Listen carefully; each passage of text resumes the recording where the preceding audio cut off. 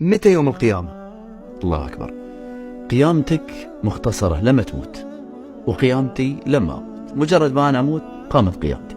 كشفنا عنك غطائك، شفت مكاني في الجنة، شفت مكاني في النار، شفت الملائكة، شفت ملك الموت. خلاص أصبحت هذه قيامتي، انتهى الموضوع. بدينا نشوف العالم اللي احنا ما كنا نشوفه، فانتقلنا فأصبحت قيامتي قد تمت. حلو أبو خالد، يعني هذه قيامة الشخص، لما يموت الشخص قامت قيامته. لكن أنا أتكلم عن اليوم الكبير، اليوم اللي هو يوم القيامة، اللي هو مخيف، اللي لازم كلنا نعمل حساب. هذا الكلام ما في لعب.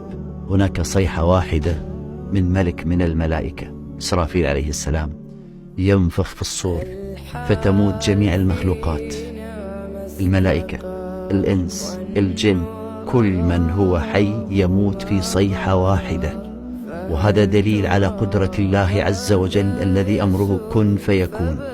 فإحنا الآن نشوف قدرة هذا الملك، لا، قدرة من أعطى هذا الملك هذه القدرة. هو الآن لم يبقى أحد من المخلوقات، الكائنات الحية كلها ماتت، لم يبقى إلا الله عز وجل. فيا أبو راشد لما نقول الخلائق كلها تموت، خلي الخلائق، خل عالم الإنس وعالم الجن. أنا أكلمك عن عالم الملائكة. جبريل عليه السلام صاحب 600 جناح، اللي النبي صلى الله عليه وسلم يقول رأيته وقد سد الأفق، يموت. جبريل عليه السلام أمين الوحي، أمين السماء بقوته، يموت. كم عمره لا تسألني، يموت. إسرافيل اللي الله سبحانه وتعالى جعل فيه هذه القدرة وهذه القوة، بنفخة واحدة تموت الخلائق جميعا يموت. هو أيضا يموت؟ يموت. طيب لحظة، بيبقى حد في بالي صراحة، اللي هو ملك الموت. ملك الموت أيضا يموت. ملك الموت اللي مر علينا، يعني الله يأمرنا يقبض روح نفسه. نعم، الله عز وجل كتب الفناء على جميع الكائنات، كل المخلوقات، كل شيء هالك إلا وجهه، انتهت الحياة. هنا الله عز وجل ينظر إلى الدنيا، أين الملوك؟ أين أبناء الملوك؟ أين من أكلوا رزقي وعبدوا غيري؟ وينكم؟ لمن الملك اليوم؟ لمن الملك اليوم؟ وين نحن؟ يقولها والكل ميت، محد خلاص. لمن الملك اليوم؟ لا أحد يجيب. ثم يقول لله الواحد القهار. الله أكبر.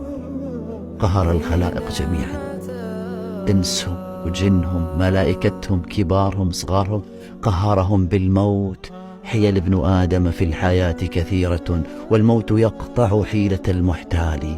دور على حيل ابن آدم، حيلة كثيرة في الحياة، إلا أمام الموت خلاص، فانتهت الحياة، ولم يبق إلا الله عز وجل وحده جل جلاله. طيب أبو خالد، سمعنا أيضا عن نفخة ثانية. النفخة الأولى الكل مات فيها، النفخة الثانية اللي الكل بيقوم فيها، اللي بيقومون الناس عراة. الله أكبر. يعني وهالشيء أنا بصراحة حتى أبي أستوعبه مو بقادر. عراة، نساء، رجال، كبار، صغار، عراة، وعادي الوضع. الله عز وجل ماذا يقول؟ ثم نفخ فيه أخرى فإذا هم قيام ينظرون. يا الله، هذه أيضا إشارة على قوة الله عز وجل وقهره في عباده. نفخة واحدة تحيي الخلائق من آدم إلى قيام الساعة. إنه ربي، إي وربي قادر على كل شيء. بنفخة واحدة يحيي الملائكة والإنس والجن والبهائم، في نفخة واحدة، فإذا هم قيام ينظرون.